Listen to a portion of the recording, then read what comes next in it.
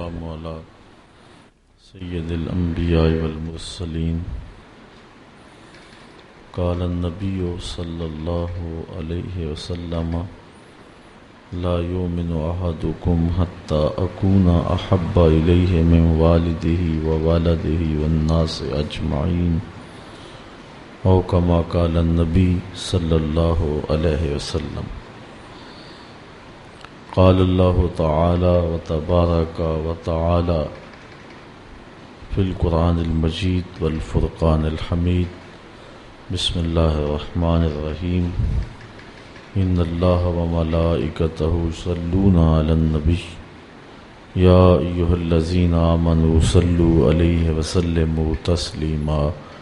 صلاة والسلام عليك يا رسول الله وعلى آلك وأصحابك يا محبوب رب العالمين.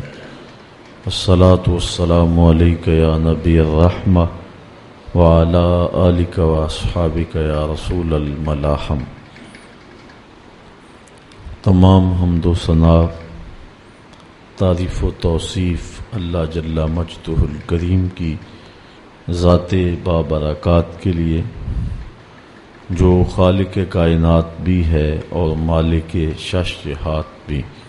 اللہ جل وعلا کی حمد و ثنا کے بعد حضور نبی اکرم شفیع امم رسول محتشم نبی مکرم اللہ کے پیارے امت کے سہارے رب کے محبوب دانائے غیوب مالک رقاب امم فخر عرب و عجم والی کون و مکان سیاہ لا مکان سید انس و جاں سرور لالا رخاں نیر تاباں سر نشین مہ وشاں ماہ خوباں شہنشاہ حسینہ تتمہ دوراں سر خیل زہرہ جمالاں جلوہ صبح ازل نور ذات لم یزل باعث تکوین عالم فخر آدم و بنی آدم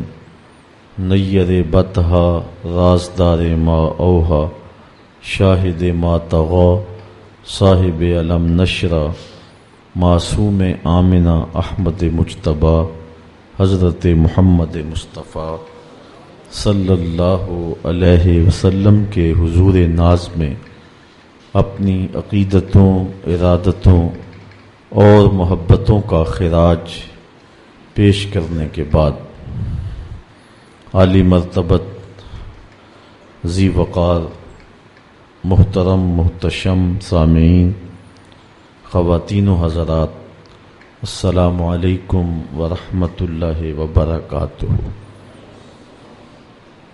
محبت ایک ایسا جوہر ہے جو قلب انسانی کی زینت ہے. وہ دل بنجر ہے جو محبت کے جوہر سے خالی ہے. محبت کیا ہے، اس پر اہل علم، شعراء، ادبا اتنا کچھ کہہ چکے ہیں کہ اس کو بیان کرنے کے لیے ایک الگ عنوان چاہیے. لیکن میرے پیش نظر اس وقت شاعر مشرق علامہ اقبال علیہ رحمہ کا محبت کے عنوان سے ایک کہا گیا کلام ہے، جس میں انہوں نے محبت کے اجزائے ترکیبیہ اور یہ مقدس جوہر نسل انسانی میں کیسے منتقل ہوا، اس حوالے سے بانگ درا کی ایک نظم ہے جس کا عنوان ہی محبت ہے. اقبال کا لہجہ بہت خوبصورت ہے. اس عنوان سے اہل علم نے، اہل دانش و بینش نے، شعراء، ادیبوں اور اہل حکمت نے محبت کے بارے میں بڑی بڑی عمدہ باتیں کی ہیں. لیکن اقبال کا لہجہ بھی آپ دیکھیں کہ وہ محبت کو کہاں سے کھینچ کے انسان کے دل میں رکھتے ہیں. عروس شب کی زلفیں تھیں ابھی نہ آشنا خم سے، ستارے آسماں کے بے خبر تھے لذت رم سے، قمر اپنے لباس نو میں بیگانہ سا لگتا تھا، نہ تھا واقف ابھی گردش کے آئینے مسلم سے، ابھی امکان کے ظلمت خانے سے ابری ہی تھی دنیا، ہویدا تھی نگینے کی تمنا چشم خاتم سے، سنا ہے عالم بالا میں کوئی کیمیا گر تھا، صفا تھی جس کی خاک پا میں بھر کر ساغر جم سے، لکھا تھا عرش کے پائے پہ ایک اکسیر کا نسخہ، چھپاتے تھے فرشتے جس کو چشم روح آدم سے، نگاہیں طاق میں رہتی تھی لیکن کیمیا گھر کی، وہ اس نسخے کو بھر کے جانتا تھا اسم اعظم سے، بڑا تسبیح خوانی کے بہانے عرش کی جانب، تمنائے دلی بھر آئی آخر سائے پیہم سے، پھر آیا فکر اجزا نے اسے میدان امکان میں، چھپے گی کیا کوئی شے بارگاہ حق کے محرم سے۔ اب اجزا دیکھیے، چمک تاروں سے مانگی چاند سے داغ جگر مانگا، اڑائی تیرگی تھوڑی سی شب کی زلف برہم سے، تڑپ بجلی سے پائی حور سے پاکیزگی پائی، حرارت لی نفس آئے مسیح ابن مریم سے، ذرا سی پھر ربوبیت سے شان بے نیازی لی، ملک سے عاجزی افتادگی تقدیر شبنم سے، پھر ان اجزاء کو گھولا چشمہ حیواں کے پانی میں، مرکب نے محبت نام پایا عرش اعظم سے، محوس نے یہ پانی ہستی نوخیز پر چھڑکا، گرا کھولی ہنر نے گویا اس کے کار عالم سے، ہوئی جنبش ایاں ذروں نے لطف خواب کو چھوڑا، گلے ملنے لگے اٹھ اٹھ کے اپنے اپنے ہم دم سے، خرام ناز پایا آفتابوں نے ستاروں نے، چٹخ گنچوں نے پائی داغ پائے لالا زاروں نے۔ تو اس نظم کے اندر اقبال نے محبت کو عالم امر کا ایک لطیفہ قرار دیا ہے، اور امانت کے طور پہ جو اس دنیا پر قلب انسانی میں رکھ دی گئی۔ فطرت انسانی میں محبت کا تخم رکھا گیا ہے، اور کوئی دل اور کوئی سینہ ایسا نہیں ہے جس کو محبت سے خالی رکھا گیا ہو۔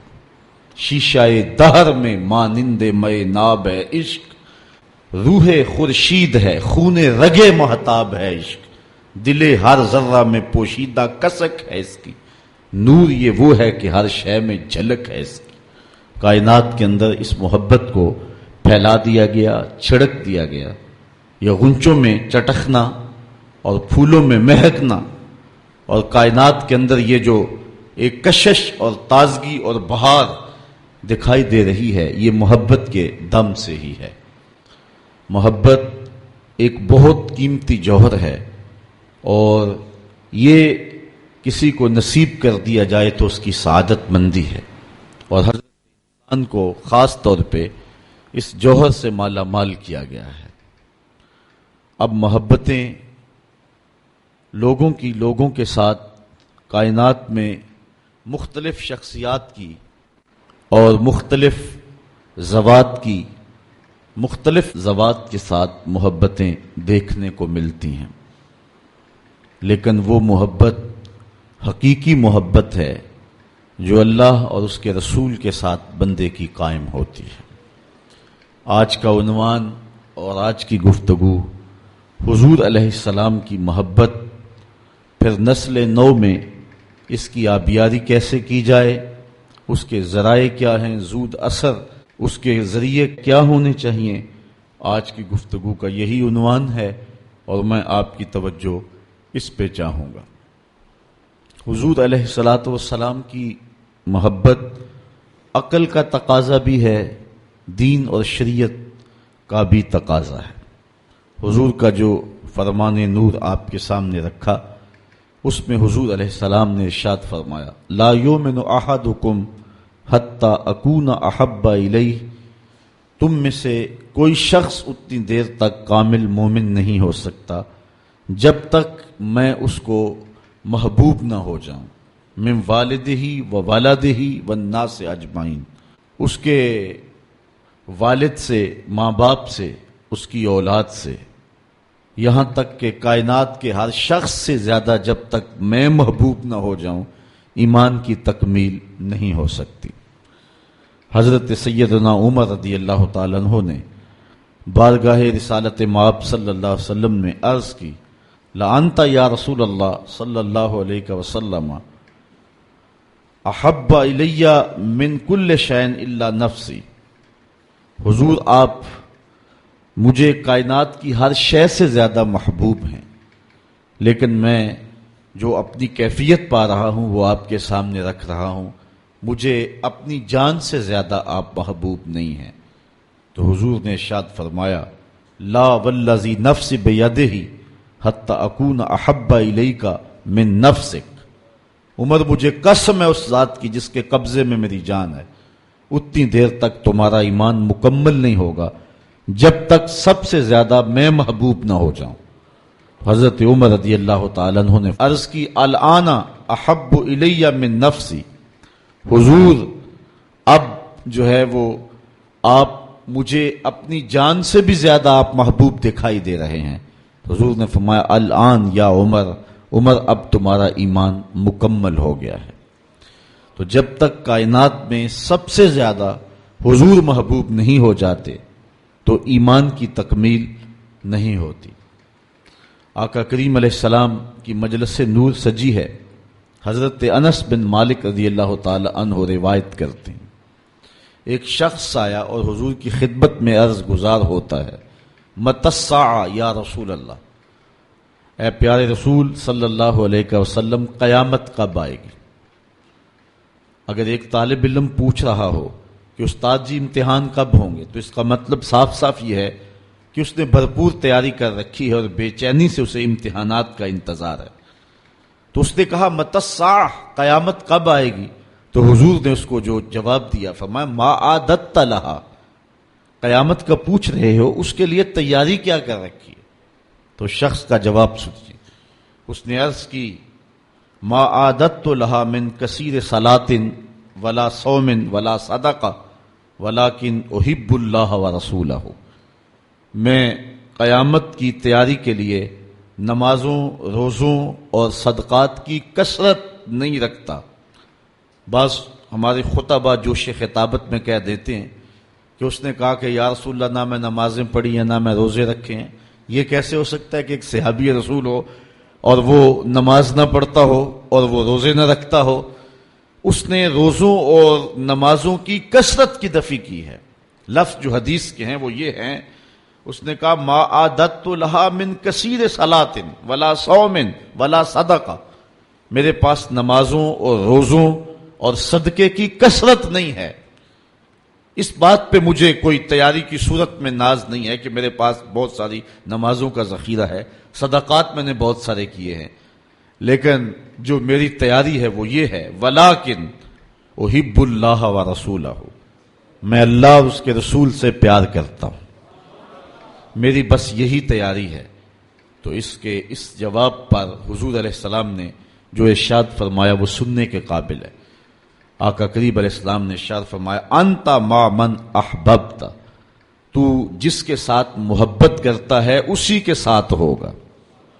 اب حضرت انس بن مالک رضی اللہ تعالی عنہ اپنی رائے دیتے ہیں، فرماتے ہیں فما فرحنا بے قول النبی صلی اللہ علیہ وسلم انت مع من احببت، کہتے ہیں ایمان لانے کے بعد زندگی میں کبھی اتنی خوشی نہیں ہوئی تھی جتنی خوشی اس قول کو سن کے ہوئی کہ حضور علیہ السلام نے فرمایا کہ تم اس کے ساتھ ہوگے جس سے محبت کرتے ہو۔ تو حضرت انس رضی اللہ تعالی عنہ مزید فرماتے ہیں، انا احب النبی و ابا بکر و عمر و ارجو ان اکون بحبی ایاہم وان لم اعمل بمثل اعمالہم، کہتے ہیں میں اللہ کے رسول سے پیار کرتا ہوں، میں حضرت ابو بکر سے پیار کرتا ہوں، میں حضرت عمر سے پیار کرتا ہوں، اور ان کی محبت کی وجہ سے میری خوش نصیبی کہ میں ان لوگوں کے ساتھ ہوں گا، اگرچہ میرے اعمال ان کے اعمال جیسے نہیں ہیں، لیکن حضور کا یہ فرمان تو جس سے پیار کرتا ہے اس کے ساتھ ہوگا. فرماتے ہیں کہ پھر ہماری خوشی کی انتہا نہ رہی، اور ایمان لانے کے بعد صحابہ سب سے زیادہ اگر کسی قول پہ خوش ہوئے ہیں، کسی بات پہ بہت زیادہ انہیں فرحت ہوئی ہے، تو وہ اس بات پہ فرحت ہوئی ہے کہ حضور نے ارشاد فرمایا انتا ما من احببتا، تو اس کے ساتھ ہوگا جس کے ساتھ تو محبت کرتا ہے. مولا کائنات سید علی المرتضیٰ رضی اللہ تعالی عنہ اس محبت کی کہانی کو کتنے دل آویز پیرائے میں بیان کرتے ہیں. علاقوں کے لوگ جہاں پانی وافر ہے وہ اس مفہوم کو اتنی گہرائی سے نہیں سمجھ سکتے، لیکن صحرائی لوگ اس بات کو بڑی خوبی کے ساتھ سمجھتے ہیں کہ انہوں نے کس فصاحت اور کس بلاغت کے ساتھ حضور کے ساتھ اپنے پیار کا اظہار کیا. چلو آج کل ماہ سیام ہے تو روزہ کھلنے کے قریب جو کیفیت ہوتی ہے اس کو تصور میں رکھ لیں تو حضرت علی کے فرمان کو سنیں. کہتے ہیں کان رسول اللہ صلی اللہ علیہ وسلم احب الینا من اموالنا و اولادنا و آبائنا و امہاتنا من الماء البارد علی الظما. کہتے ہیں کہ حضور ہمیں اپنے مال سے زیادہ پیارے تھے، حضور علیہ السلام اپنی اولاد سے ہمیں زیادہ پیارے تھے، حضور علیہ السلام ہمیں اپنے ماں باپ سے زیادہ پیارے تھے. اور حضور کتنے پیارے تھے، پیاس میں ٹھنڈا پانی جتنا پیارا ہوتا حضور اس سے بھی پیارے تھے. اللہ اکبر. ٹھنڈے پانی کی جو طلب ہوتی ہے اور اس کے لیے دل میں جو رغبتیں اور اس کے لیے جو دل میں خواہشات ہوتی ہیں حضور اس سے بھی پیارے تھے. مطلب کیا کہ پیاس میں ٹھنڈا پانی زندگی ہے، اگر وہ پانی میسر نہیں آتا تو پھر زندگی کا خاتمہ ہو جاتا ہے. حضرت علی نے بلاغت اور فصاحت کے لفظوں کے ساتھ اس کہانی کو بیان کیا کہ حضور اتنے پیارے تھے، صحرا میں جس طرح کوئی شخص ہو اور وہ پیاس میں بلبلا رہا ہو تو اس کو پانی مل جائے، پانی کا ملنا اس کے لیے زندگی کا ملنا ہے. تو کہتے اس پانی کو مل کر کے، اس پانی کو دیکھ کر کے، اس پانی کو پی کر کے، حاصل کر کے اتنی مسرت نہیں ملتی تھی جتنی مسرت حضور کا چہرہ دیکھ کے نصیب ہوا کرتی تھی. یہ حضور علیہ الصلوۃ والسلام کے پیار کا عالم ہے. حضرت عمر بن عاص رضی اللہ تعالیٰ عنہ فرماتے ہیں ما کان احد احب الیہ من رسول اللہ صلی اللہ علیہ وسلم. کہتے ہیں کہ جتنے حضور ہمیں پیارے تھے کائنات میں اتنا کوئی بھی پیارا نہیں تھا. جنگ احد کے موقع پہ آپ جانتے ہیں یہ خبر مشتہر کر دی گئی کہ حضور علیہ السلام کی شہادت ہو گئی. ایک انصاری خاتون بھی حضور علیہ السلام کی شہادت کی خبر سن کر کے جو بھی ملتا ہے اسے پوچھتی ہے حضور کا کیا حال ہے. کسی نے کہا تیرا باپ شہید ہو گیا. اس نے کہا مجھے سناؤ حضور کا کیا حال ہے.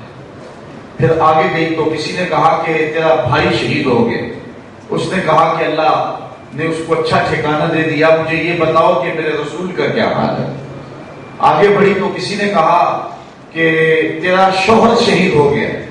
تو اس نے کہا کہ وہ ایک بہادر شخص تھا اور اس کو شہادت کی منزل مل گئی، مجھے یہ بتاؤ میرے رسول کا کیا حال ہے. تو لوگوں نے کہا کہ حضور خیر سے ہیں.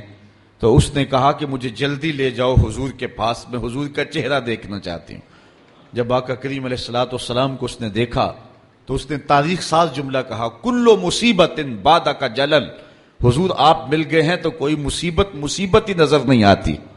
میرا شوہر چلا گیا، میرا بھائی شہید ہو گیا اور میرا باپ اس جنگ میں شہید کر دیا گیا، لیکن مجھے اس کا کوئی دکھ نہیں ہے. مجھے اس بات کی مسرت ہے کہ آپ خیر سے سلامت ہے. تو ہر مصیبت، ہر دکھ اور ہر اذیت جو ہے وہ مجھے گوارا ہے. میرے لیے وہ بہت چھوٹی مصیبت ہے، اور اگر آپ کو نہ پاتی تو یہ میرے لیے ایک بہت بڑی اذیت ہوتی اور ایک بہت بڑا امتحان ہوتا.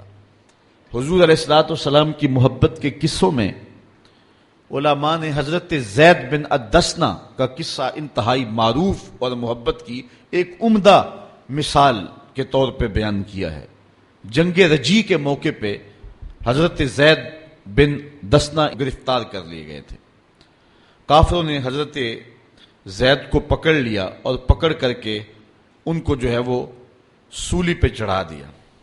ان کو جلتی ہوئی آگ کے انگاروں کے اندر رکھ دیا اور پھر ان کو کہا کہ اے زید، اگر تمہاری جگہ تمہارا نبی ہوتا اور تم اپنے اہل و عیال کے ساتھ اپنے گھر میں چین سے بیٹھے ہوتے تو کیسا ہوتا؟ تو حضرت زید نے جو بات کہی وہ سننے کے قابل ہے. فرمانے لگے کہ تم یہ بات کہتے ہو کہ میری جگہ وہ ہوتے، مجھے تو یہ بھی گوارا نہیں ہے کہ حضور اپنے دیش میں بھی ہوں اور حضور کے پاؤں میں کانٹا بھی چبھ جائے. ابو سفیان اس وقت ابھی اسلام کی دولت سے مالا مال نہیں ہوا تھا. اس نے حضرت زید کے ان جذبوں کو دیکھ کر کے کہ ان کو آگ کے تپتے ہوئے کوئلوں پہ رکھا جا رہا ہے اور اس حالت میں یہ جملہ کہہ رہے ہیں، تو کہنے لگا کہ میں نے بڑے بڑے لوگوں کو دیکھا ہے لیکن جتنی محبت اصحاب محمد سے کرتے ہیں واللہ کسی کو اتنا پیار کرتے میں نے نہیں دیکھا ہے. حضور علیہ الصلوۃ والسلام کے ساتھ صحابہ کو اتنا پیار کیوں تھا؟ حافظ شیرازی اپنے محبوب سے مخاطب ہو کے کہتا ہے کہ اے میرے محبوب، میرے جیسا زمانے میں عاشق کوئی نہیں ہے، جتنا پیار میں تجھ سے کرتا ہوں زمانے میں اتنا پیار کرنے والا کسی سے کوئی نہیں. اور پھر کہتا ہے اس لیے کہ تیرے جیسا سونا بھی تو زمانے میں کوئی نہیں. چونکہ عشق میں جو گرمی آتی ہے وہ حسن کی کثرت سے آتی ہے. اگر صحابہ جیسا زمانے میں عاشق نظر نہیں آتا ہے تو حضور جیسا حسین بھی تو کائنات میں کوئی نہیں ہے نا.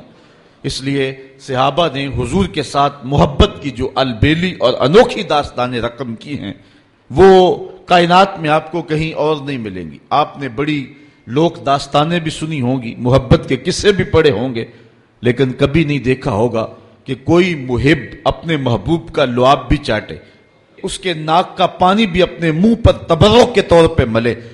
حضور علیہ السلام وضو کریں یا حضور لعاب پھینکیں تو صحابہ اپنے ہاتھوں پہ لے کر کے اپنے منہ پہ مل لیں، اور جن کو میسر نہ آئے وہ ان کے گیلے ہاتھوں سے ہاتھ رگڑ کے اپنے منہ پہ مل لیتے تھے. جنہ اکھیاں دل بر ڈٹھا وہ اکھیاں ہی تک لیاں، تو ملے ہو تا ساجن ملیا ہن آساں ہی لگ رہیاں. حضور کا جب وصال ہوتا ہے تو حضرت زید بن عبداللہ اپنے باغ کو پانی دے رہے ہیں تو کسی نے جا کے ان کو کہا کہ حضور کا انتقال ہو گیا ہے. تو انہوں نے یوں ہاتھ اٹھا کے کہا اللہم اذہب بصری حتی لا ارا بعد حبیبی محمد احدا. اے اللہ میری آنکھوں کی بینائی اچک لے، مجھے نہیں چاہیے یہ آنکھیں، حضور کے بغیر میں اب کسی اور کو نہیں دیکھنا چاہتا. اللہ تعالیٰ نے ان کی آنکھوں کی بینائی ان کی دعا پر جو ہے وہ واپس لے لی. کچھ لوگ ان کا حال پوچھنے گئے، جب پتا چلا ان کی بینائی چلی گئی ہے تو انہوں نے کہا بڑا افسوس ہوا ہے کہ تمہاری آنکھوں کی بینائی جاتی رہی. تو فرمانے لگے تمہیں افسوس ہوگا، مجھے تو کوئی افسوس نہیں، میں حضور کے چہرے کے بغیر کچھ دیکھنا ہی نہیں چاہتا. یہ پیار کی وہ انوکھی داستان ہے کہ جو آپ کو کائنات میں کہیں بھی نہیں ملے گی. حضرت حسان بن ثابت رضی اللہ تعالیٰ عنہ کے اشعار پڑھیں جو حضور کے وصال پہ انہوں نے کہے ہیں. اس میں وہ فرماتے ہیں حضرت حسان بن ثابت، کاش کہ مجھے کالا سانپ لڑ جاتا اور میری زندگی کا خاتمہ کر دیتا. سیدہ فاطمہ کہتی ہیں صبت علیہ مصائب لو انہا صبت علی الایام سرنا لیالیا، کہ میرے اوپر وہ مصیبتوں کے پہاڑ ٹوٹ پڑے ہیں، اگر وہ مصیبتیں جو ہے وہ روشن پر پڑتی تو وہ بھی سیاہ راتیں بن کے رہ جاتی. تو یہ محبتوں کی کیفیت، انسان تو انسان رہے. وہ غضبہ نامی اونٹنی جس پہ حضور سواری کیا کرتے تھے تو وہ حضرت سیدہ فاطمہ کی دہلیز پہ سر رکھ کے باقاعدہ آنسو بہایا کرتی تھی. وہ یافور نامی حضور کا دراز گوش قبیلہ بنو سلیم کے کنویں میں چھلانگ لگا کے اپنا خاتمہ کر لیتا ہے. جب حضور چلے گئے ہیں تو ہم نے جی کے کیا لینا ہے. حضرت امام احمد بن حنبل نے اپنی مسند کے اندر لکھا ہے کہ حضور کے گھر میں ایک چھوٹا سا ممولہ تھا. جب حضور گھر آتے تو وہ کسی گوشے میں بیٹھ کے حضور کو دیکھتا رہتا، اور آقا کریم علیہ السلام جب گھر سے چلے جاتے اس طرح تو وہ مضطرب ہو جاتا.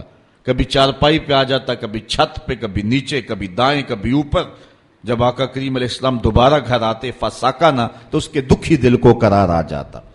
اور اگر محبتوں کی کہانیاں اور الفتوں کی دل آویز داستان کو چھیڑنے لگوں تو میں تمہیں ایک ایسی البیلی اور انوکھی کہانی سناؤں گا جس کو حضرت امام بخاری نے اپنی صحیح سند کے ساتھ روایت کیا ہے کہ مسجد نبوی کا ماحول ہے. آقا کریم علیہ الصلوۃ والسلام منبر پہ جلوہ فراز ہوئے. ابھی خطبے کا آغاز ہی ہوا ہے کہ ایک جانب سے سسکیوں کی آواز آنے لگی، کوئی پھوٹ پھوٹ کے رو رہا ہے. صحابہ دائیں بائیں دیکھتے ہیں، رونے والا نظر نہیں آتا، اور رونے والا اس درد سے روتا ہے کہ سینوں کے اندر کلیجے پھٹتے دکھائی دیتے ہیں، اس کے لہجے میں گداز اتنا ہے اور درد اتنا ہے کہ صحابہ دائیں بائیں دیکھتے ہیں، رونے والا نظر بھی نہیں آتا، لیکن اس کے رونے کی ہچکیاں اور سسکیاں زہرا گداز ہیں، کلیجہ پگھلا دینے والی ہیں۔ اللہ اکبر۔ بلکہ امام سبودی نے اس واقعہ کو بڑی تفصیل کے ساتھ لکھا ہے کہ مسجد گونجنے لگی اور جو ہے وہ عجیب منظر پیدا ہو گیا، صحابہ حیرت زدہ ہیں کہ یہ ہوا کیا کہ رونے والا نظر بھی نہیں آ رہا اور آقا کریم ابھی خطبے کا آغاز بھی نہیں کیا اور اس کی چسکیاں اور چیخیں جو ہیں وہ آسمان تک پہنچ رہی ہیں۔ فنزل النبی صلی اللہ علیہ وسلم عن المنبر، حضور ممبر سے نیچے اترے۔ آج پہلا دن تھا کہ حضور کے لیے ممبر بنا تھا، حضور ممبر پر بیٹھے تھے، پہلے کھجور کے ایک تنے کے ساتھ ٹیک لگا کے حضور واز کیا کرتے تھے، آج ممبر بنا تو اس کو ایک سمت رکھ دیا گیا، رونے والا یہ وہ خشک تنا تھا جو حضور علیہ الصلوۃ والسلام کی جدائی کے اندر تڑپ رہا تھا، اس تنے ہنانہ در ہجر رسول زارمی نالت چوں ارباب عقول۔ رومی کہتے ہیں کہ اس تنے ہنانہ عاقل لوگوں کی طرح سسکیاں لے کے رو رہا ہے۔ آقا کریم علیہ السلام آئے اور اس تنے کو حضور نے اپنی باہوں میں لے لیا، جس طرح کوئی بچہ بچھڑا ہوا ماں کی گود میں آ جائے تو اس کی گھگی بند جاتی ہے، اس طرح اس کی گھگی بند گئی اور آقا کریم اس کے اوپر اپنا ہاتھ پھیرتے رہے اور بتدریج اس کی سسکیاں اور اس کا رونا کم ہوتا رہا۔ پھر تھوڑی دیر کے بعد آقا کریم دوبارہ ممبر پہ آئے، صحابہ سے ارشاد فرمایا کہ اے میرے صحابہ، لو لم افعل ہاکذا لہن الی یوم القیامہ، اگر میں ممبر سے اتر کر کے اپنے عاشق زار کو یوں تسلی نہ دیتا یہ قیامت تک روتا رہتا۔ حضرت امام محمد بن سیرین ایک بزرگ ہوئے ہیں، آپ فرمایا کرتے تھے کہ جب حضور کی محبت کا عالم یہ ہے کہ خشک لکڑیوں کو بھی جدائی برداشت نہیں ہے، تو حضور علیہ السلام کے جو غلام ہیں پھر ان کی محبت کا عالم کیا ہوگا۔ تو یہ انوکھا پیار اور محبت کی یہ ریت اور یہ رسم اہل ایمان کے اندر جاری رہی، اور آقا کریم علیہ الصلوۃ والسلام کا پیار اور حضور علیہ السلام کی محبت ان کا ایک بیش قیمت سرمایہ رہا ہے۔ امت مسلمہ اس وقت زوال پذیر ہوئی جب ان کے سینے سے حب رسول کو کھینچنے کی سازش کی گئی۔ اقبال کہتا ہے تو کیا جانتا کہ تیرے ساتھ کیا قیامت توڑی گئی، عہد ما ماراز ما بیگانہ کرد از جمال مصطفیٰ بیگانہ کرد۔ یہ جو فرقے گروہ بندیاں پیدا کی گئی اور حضور کی ذات کو وجہ نزاع بنا دیا گیا، آپ معتزلہ، مرجیہ، اندیہ، لا ادریہ اور جتنے بھی جو ہے وہ امت کے اندر انتشارات پیدا ہوئے ہیں، آپ ان سب کو دیکھ لیں، مطالعہ کر لیں، کبھی بھی حضور کی ذات وجہ نزاع نہیں بنی ہے۔ صفات پہ گفتگو ہوتی رہی ہے، خلق قرآن کا مسئلہ رہا ہے، کیا حرام رزق ہے یا نہیں ہے اس پہ بحث ہوئی ہے، کبیرہ کا مرتکب کافر ہے یا مومن ہے اس عنوان سے بحث ہوئی ہے۔ حضور کی ذات کبھی وجہ نزاع نہیں ہوئی۔ آقا کریم علیہ الصلوۃ والسلام کی ذات جو ہے وہ ہمیشہ امت کے اندر محبتوں کا مرکز رہی ہے، اور کبھی حضور کی ذات کے ساتھ جو ہے وہ کسی نے کوئی جو ہے وہ ایسی بات یا اس انداز کے ساتھ جو ہے وہ بات نہیں کی۔ سب سے پہلے بر صغیر پاک و ہند میں اور سلطنت عثمانیہ کو توڑنے کے لیے جب اغیار نے سازش کی تو اس وقت حضور کی ذات کو وجہ نزاع بنایا گیا، اور پھر ہمارا جو حال ہوا امت کا شرازہ بکھر کے رہ گیا۔ حضرت شیخ عبدالحق محدث دہلوی علیہ رحمہ بر صغیر پاک و ہند میں، جنہیں محدث علی الاطلاق کہتے ہیں، تمام مکاتب فکر کے لوگ حضور علیہ الصلوۃ والسلام کے اس غلام اور دین متین کے اس سپاہی اور بر صغیر میں حدیث رسول کے اجالے بانٹنے والے اس محدث کو اپنا امام اور مقتدا مانتے ہیں۔ آپ مدارج النبوہ میں لکھتے ہیں کہ اللہ کا شکر ہے بہت سارے اختلافات امت کے اندر موجود ہیں، لیکن حضور علیہ السلام کی حیات طیبہ کے بارے میں کم از کم میرے دور تک تو کوئی اختلاف نہیں ہے۔ یہ شیخ اپنی کتاب میں لکھتے ہیں۔ تو اب اس کے بعد اس عنوان سے بھی امت میں اختلاف پیدا ہوا، تو مطلب یہ ہوا کہ یہ شیخ کے بعد کی کہانیاں ہیں۔ اس طرح توسل، استغاثہ، ندا اور یہ جتنے بھی عنوانات اختلاف کے ہیں، امت میں ایسے عنوانات سے پہلے اختلاف نہیں تھا۔ تو اقبال نے اس نبض پہ ہاتھ رکھا اور جو ہے وہ امت کے اس دکھڑے کو بیان کیا کہ عہد ما ماراز ما بیگانہ کر، ہمارے دور نے ہمیں ہم سے دور کر دیا ہے، از جمال مصطفیٰ بیگانہ کر، اس لیے کہ حضور کی ذات سے ہمیں دور کر دیا ہے۔ اور اقبال امت کا علاج اسی میں سمجھتا ہے کہ اس درماندہ قوم کو پھر حضور کی دہلیز پہ لے آئیں۔ اقبال کے فلسفے میں جو درد ہے، شکوے کے رنگ کے اندر ان کی کیفیات دیکھنے کو ملتی ہیں اور باقی ان کے کلام کے اندر، لیکن جواب شکوہ کے اندر وہ امت کا علاج بتا رہا ہے۔ یہ جو شکوہ ہے یہ ایک تشخیص ہے مرض کی، اور جو جواب شکوہ ہے یہ اس کی تدبیر ہے، اس کا علاج ہے۔ تو جواب شکوہ کا رنگ اگر آپ دیکھیں تو اقبال کی تان آخر اس پہ ٹوٹتی ہے، اور سارا فلسفہ ان دو لفظوں میں اقبال نچوڑتا ہے کہ کی محمد سے وفا تو نے تو ہم تیرے ہیں، یہ جہاں چیز ہے کیا لوح و قلم تیرے ہیں، قوت عشق سے ہر پست کو بالا کر دے، دہر میں اس میں محمد سے اجالا کر دے۔ تو کائنات میں روشنی اور اجالے تب ہوں گے جب ذات رسالت مآب صلی اللہ علیہ وسلم سے امت جڑے گی۔ اب ہماری نسل نو مغرب سے متاثر ہو رہی ہے، دوسری جانب ایک شخص کئی بیڑیوں کا سوار ہوا جا رہا ہے، اور ایک شخص کو کتنے لوگ کھینچ کر کے ایک اپنی دعوت، اپنے فرقے کی، اپنی جماعت کی، اپنی گروہ کی دعوت دے رہے ہیں، اور نتیجتاً اذہان جو ہیں وہ منتشر ہو کے رہ گئے ہیں۔ اب اس امت کو اور نوجوان کو اور آنے والی نسل کو وہ کون سا مرکز ہے جس پہ اکٹھا کیا جائے اور ان کو راہ مستقیم پہ بلایا جائے؟ تو وہ حضور علیہ الصلوۃ والسلام کی محبت ہے، جس محبت پر بلا کر کے جب محبت سینے میں بیدار ہوگی تو پھر عقائد کی درستگی بھی پیدا ہوگی، اور پھر عمل کو مہمیز بھی لگے گی، اور پھر جد و جہد اور طاعت کے جذبے، یہ سب کچھ پیدا ہوگا۔ اس لیے محبت رسول، اس جوہر کو نئی نسل کے اندر پیدا کرنے کی ضرورت ہے۔ اب نئی نسل کے اندر محبت رسالت مآب کو کس طرح پیدا کیا جائے، اس عنوان کے ساتھ لکھنے والوں نے بہت کچھ لکھا ہے۔ یہ گزشتہ شب میری نظر میں علموا اولادکم محبت رسول اللہ صلی اللہ علیہ وآلہ وسلم، ڈاکٹر عبدہ یمانی کی جو ہے وہ مطالعہ میں رہی ہے، جس میں انہوں نے 20 ایسے طریقے بیان کیے ہیں کہ جس میں حضور علیہ الصلوۃ والسلام کی محبت کو نئی نسل کے اندر جو ہے وہ منتقل کیا جا سکے۔ لیکن اس وقت میرے سامنے وقت چونکہ اتنا نہیں ہے کہ میں ان 20 طریقوں کا اجمالی تذکرہ بھی کروں، گو کہ میرا ذہن تھا، لیکن میں اختصار کے ساتھ 3-4 باتیں، اور وہ بھی علامہ اقبال کا ایک مضمون ہے جس کا خلاصہ نئی نسل کے اندر دین کی آبیاری اور محبت رسول کی تخم ریزی ہم کیسے کر سکتے ہیں۔ تو اقبال نے اس کے لیے 3 چیزیں بیان کی ہیں، اور ایک چیز میں اپنی جانب سے بیان کروں گا۔ سب سے پہلی بات، نئی نسل کے اندر حضور کا پیار کیسے اجاگر کیا جاتا ہے۔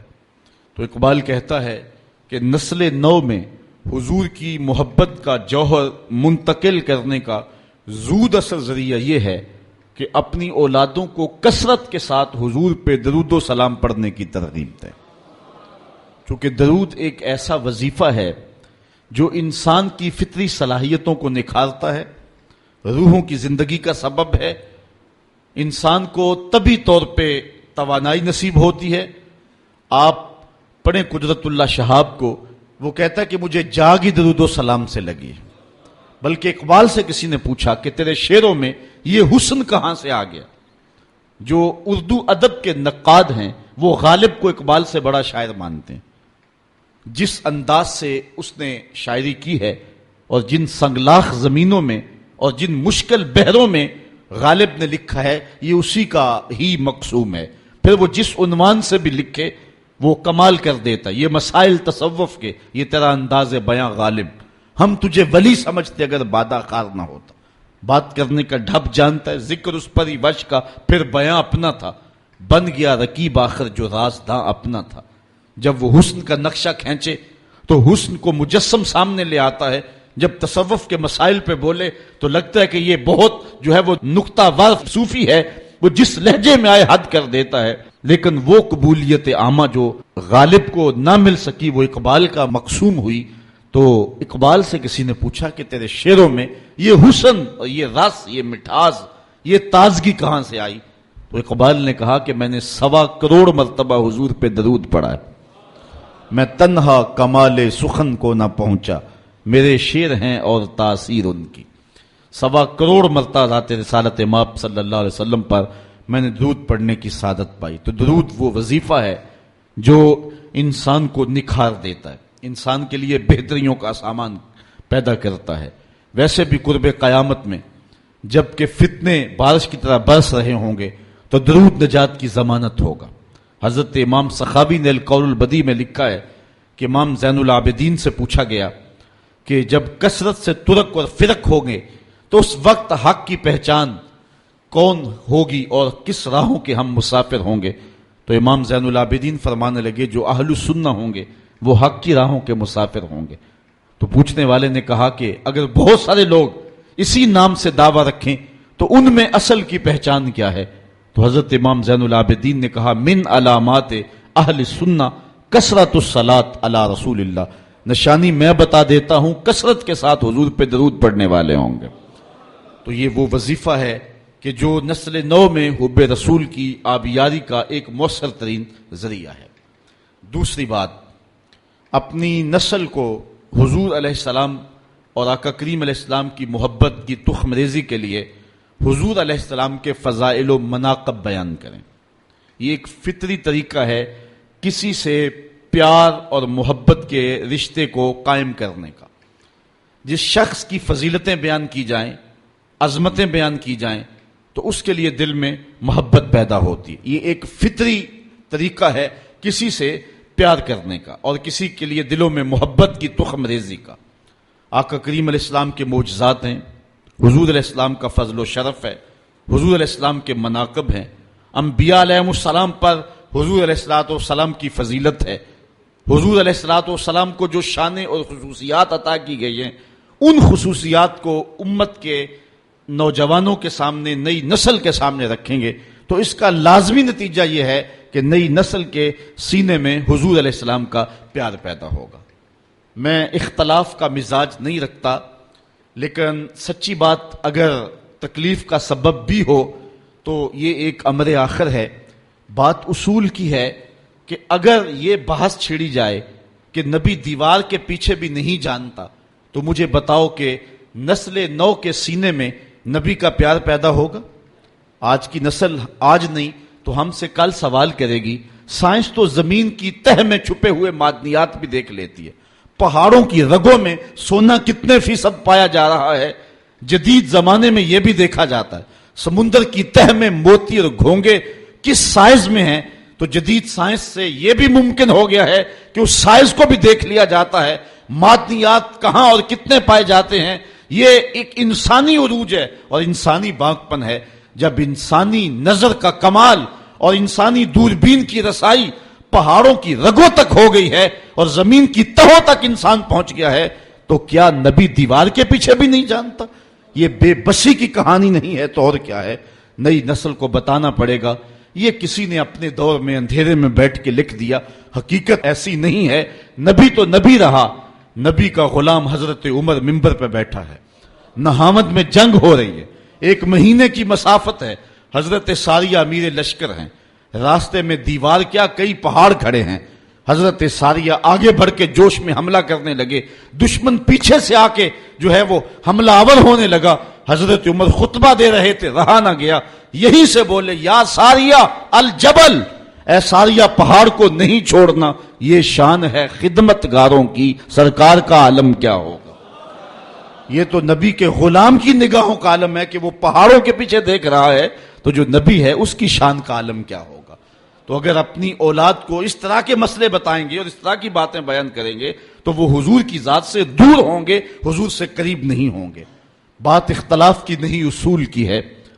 آج کی اس انسانی عروج کی اور انسانی کمال کی اور مادی ترقی کے اس زمانے میں اگر یہ کہا جائے کہ نبی کسی چیز کا اختیار نہیں رکھتا تو یہ کتنی عجیب سی بات ہے۔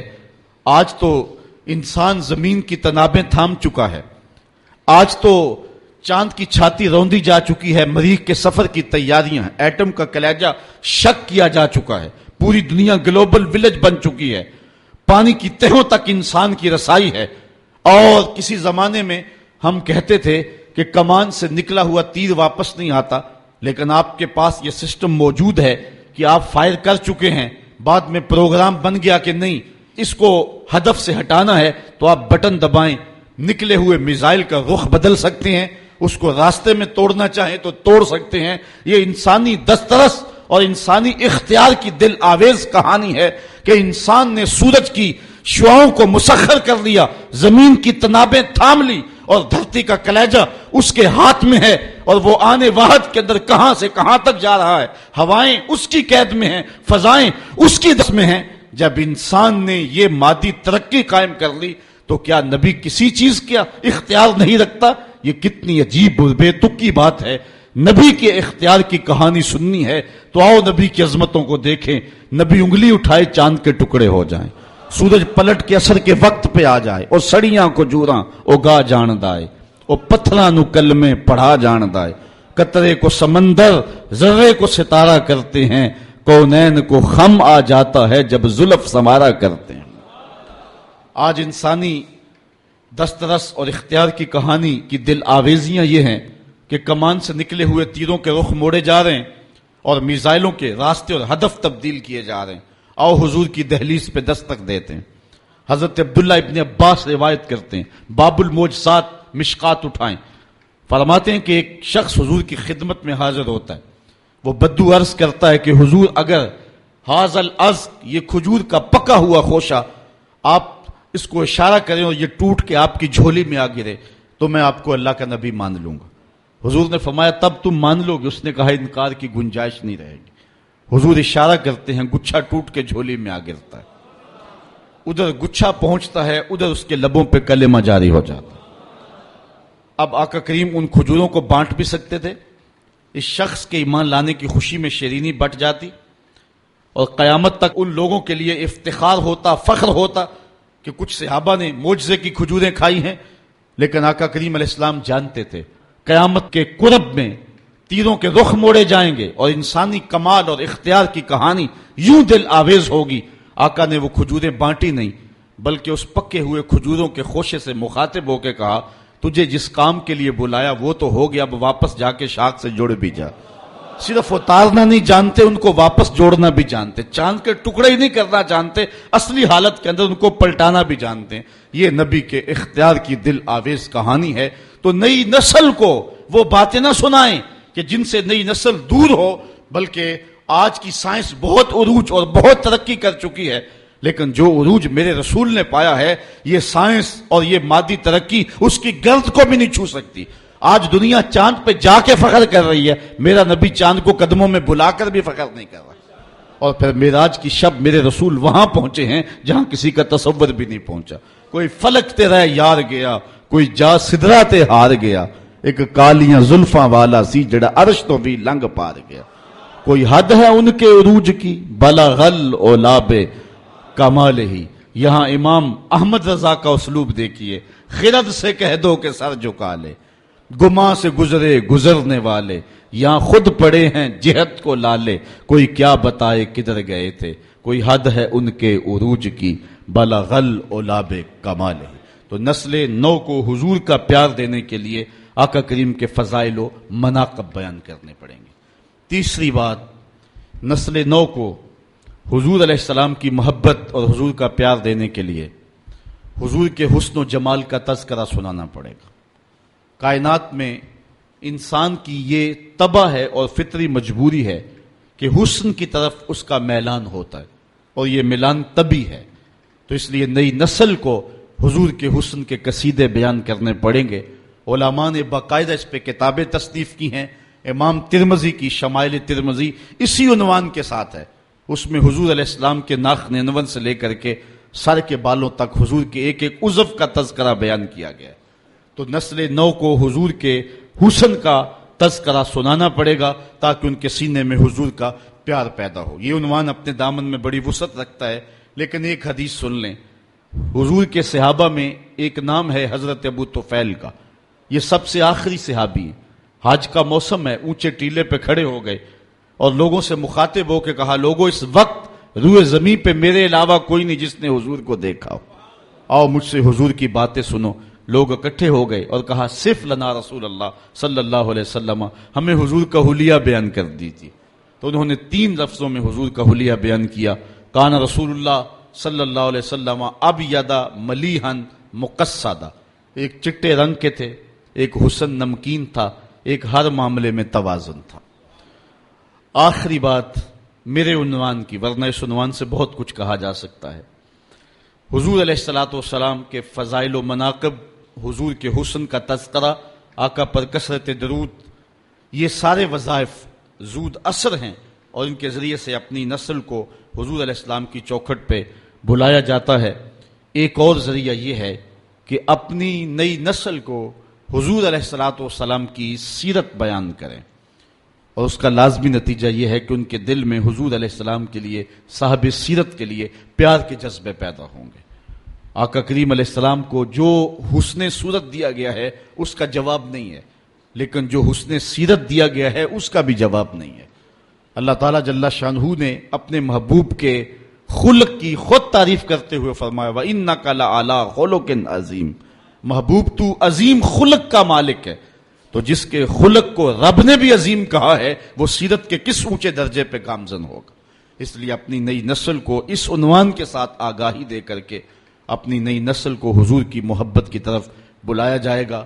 ایک بات اور عرض کروں جاتے ہوئے، وہ یہ کہ اپنی اولادوں کے دلوں کے اندر اس بات کا احساس پیدا کیجئے اور اس مسرت اور اس خوشی کا وہ اظہار کریں کہ ہم حضور کی امت ہیں. اور یہ احساس فرحت کا اور انبساط کا حضور علیہ الصلوۃ والسلام کی قربت کا سبب بنے گا. اور صحابہ اس بات پہ فخر کیا کرتے تھے. اور ابھی آپ نے روایت سنی کہ سب سے زیادہ خوشی صحابہ کو اگر کسی بات کی ہوتی تو ایمان لانے کی ہوتی. تو حضور علیہ الصلوۃ والسلام کی صورت میں جو کرم نوازی ہوئی، 1,00,000 انبیاء علیہم السلام ہیں، لیکن جو اعزاز اللہ نے اپنے محبوب کو عطا کیا وہ کسی اور کا مقسوم نہیں ہے.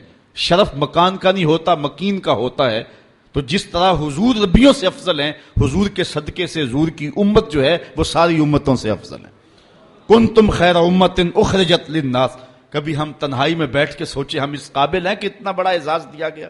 یہ مجھے اور آپ کو کہا گیا کہ تم بہتر امت ہو، میری خوش قسمتی میں تیرا امتی. میرے بزرگ ایک شعر پڑھا کرتے تھے اور ان کے اوپر ایک محویت کا عالم طاری ہوتا تھا، محمد جانے جانا ہے پیغمبر ہو تو ایسا ہو. محمد جانے جانا ہے پیغمبر ہو تو ایسا ہو، رسولوں کی بشارت سے مبشر ہو تو ایسا ہو، امر توقیر کا سب کو موقر ہو تو ایسا ہو، کیا ہم کو غلام ان کا مقدر ہو تو ایسا ہو. اس پہ جتنا بھی ناز کریں کم ہیں. حضرت حسان بن ثابت رضی اللہ تعالی عنہ کبھی جھوم کے پڑھا کرتے تھے، منا علینا ربنا ام باس فینا محمدا. ہمارے رب نے تھوڑا احسان کیا ہے کہ محمد عربی عطا کر دیے. اور آپ اس منظر کو نہیں بھول سکتے جب مدینے میں حضور جلوہ فراز ہوتے ہیں اور بنو نجار کی بچیاں ہاتھوں میں دفیں لیے حضور کی آمد کے ترانے پڑھ رہی ہیں. طلع البدر علینا من ثنیۃ الوداع وجب الشکر علینا ما دعا للہ داعی ایھا المبعوث فینا جیتا بالامر المطاع. اور وہ کتنی خوشی کے ساتھ ان کے لہجے کا بانک پن دیکھیے، انداز دیکھیے. انت شرفت المدینہ مرحبا یا خیر دائی فلبسنا صوب یمن بعد تلفیق الرقاع. وہ بچیاں پڑھتی ہیں کہ ہم تو پیوند لگے کپڑے پہنا کرتی تھیں، ہم تو غریب گھروں کی بچیاں ہیں، لیکن آج کیا ہوا کہ ہم نے خوبصورت کپڑے پہنے ہوئے ہیں، ہم نے یمنی حلے پہنے ہوئے ہیں. کہا حضور ہم اس قابل تو نہیں تھی، ہم تو غریب لڑکیاں تھیں، لیکن آج یمنی حلے ہم نے جو پہنے ہیں اس چاؤ خوشی میں پہنے ہیں کہ آپ جلوہ گر ہو گئے. تو اس شوق میں، اس محبت میں اپنی نئی نسل کو ہم جو ہے وہ حضور علیہ الصلوۃ والسلام کے بالخصوص موسم میلاد میں ان کے لیے محبتوں کے سامان کریں، تاکہ ان کے لیے حضور علیہ الصلوۃ والسلام کی محبتوں کا جوہر اور چمکے اور جھلکے اور سینے روشن ہوں. اللہ تعالیٰ یہ دولت بیدار ہم سب کو نصیب فرمائے. کل دوبارہ حاضری ہوگی تو عنوان ہوگا محبت اہل بیت انشاءاللہ اللہ مجھے آپ کو اپنی رحمتوں کے سائے میں رکھے۔ آفاق کے ہر ہر گوشے میں قرآن سنا کر دم لینا،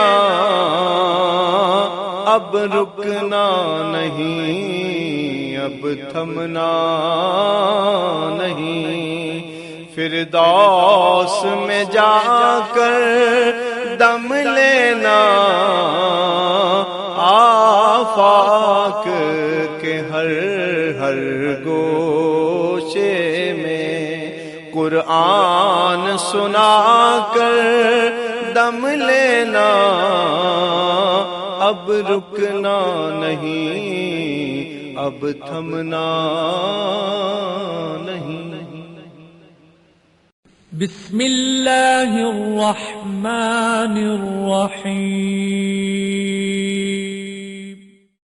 ہم جہد و عزیمت کے راہی، ہم جہد و عزیمت کے راہی، منزل پہ جا کر دم لیں گے، میدان عمل میں نکلے ہیں، میدان عمل میں نکلے ہیں، باطل کو مٹا کر دم لیں گے، ہم جہد و عزیمت کے راہی، منزل پہ جا کر دم لیں گے، آفاق کے ہر ہر گوشے میں، آفاق کے ہر ہر گوشے میں قرآن سنا کر دم لیں گے، اب رکنا نہیں، اب تھمنا نہیں، اب رکنا نہیں، اب تھمنا نہیں، فردوس میں جا کر دم لیں گے، ہم جہد و عزیمت کے راہی، منزل پہ جا کر دم لیں گے، میدان عمل میں نکلے ہیں، باطل کو مٹا کر دم لیں گے۔ اس دارالعلوم کی ایک ایک اینٹ میں پیار بھرا ہوا ہے، درد بھرا ہوا ہے، تو اس کے لیے دعا گو رہیں، اپنے تعاون سے بھی نوازتے رہیں۔ اللہ کی توفیق سے یہ ایک مرحلہ تقریباً تکمیل کے قریب ہے۔ ہم نے چاہا یہ تھا کہ 3.5 لاکھ روپے کا ایک ستون بما اوپر والا چھت اور فرشی لینٹر جو پڑا ہے، یہ 3.5 لاکھ روپے کا ایک بنتا ہے، تو اگر ہمیں 99 لوگ مل جائیں تو یہ سارا مکمل ہو جائے، لیکن 47 لوگ ہمیں مل سکے، چونکہ 3.5 لاکھ روپے ہم نعت خواں کو دے لیتے ہیں، مدرسے کو دینا ہمارے لیے مشکل ہے، ہمارا مزاج ایسا بنا ہوا ہے، تو پورے ملک کے اندر اتنے لوگ ملے، اللہ ان کے رزق میں بے پناہ برکتیں عطا فرمائے۔ باقی جن لوگوں نے انفرادی طور پہ کوشش کی، 2، 5، 7، 8، 10، 20 ہزار جتنی توفیق کوئی شامل ہوئے، تو یہ اتنا کام مکمل ہوا، اور یہ تھوڑا سا حصہ ہم نے یہ کچھ قرض لے کر کے ڈالا ہے، اور آگے والا حصہ بھی ہم نے جو ہے وہ تعمیر کرنا ہے۔ جب اوپر والی چھت کا مرحلہ پہنچے گا تو ایک ستون بما چھت کے صرف 2 لاکھ روپے تک جو ہے وہ ممکن ہوگا۔ احباب اگر اس حوالے سے جو ہے وہ تعاون فرمائیں۔ جامعۃ المصطفیٰ کے جو ماہانہ اخراجات ہیں اس سلسلے کے اندر باہر سے معاونت فارم اگر وصول کر لیں، ایک بچے کا اوسط خرچہ تقریباً 1200 سے 1500 روپے تک ہے۔ اگر ایک بچے کا خرچہ اپنے ذمے لے لیں، ہمارا نمائندہ ہر مہینے وصول کر لے گا، تو یہ ایک تعاون کی صورت ہوگی۔ بہرحال جس طرح جس سے بن پڑے، اپنے مرحومین کے اصالہ ثواب کے لیے، اس کی تعمیر کے لیے آپ نے کوشاں رہنا ہے۔ جس نے ایک پائی بھی اس جامعہ کے لیے خرچ کی، اے اللہ اس کو جزائے جزیل دے۔ جس نے گزرتے ہوئے پیار کی نظر سے دیکھ بھی لیا، اس کو بھی جزائے